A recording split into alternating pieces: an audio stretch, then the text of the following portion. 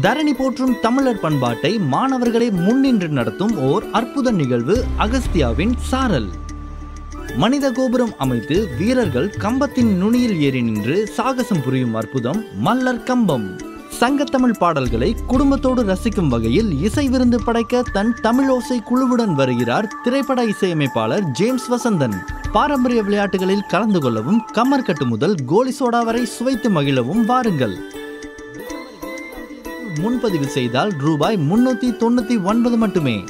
படையல் சிவாவின் உணவு விருந்து மற்றும் நம் மாணவர்களின் கைவண்ணத்தில் உருவான இயற்கை பொருட்கள் அடங்கிய அழகான வண்ணப்பை ஒவ்வொரு நுழைவு சீட்டுடன் இலவசம்.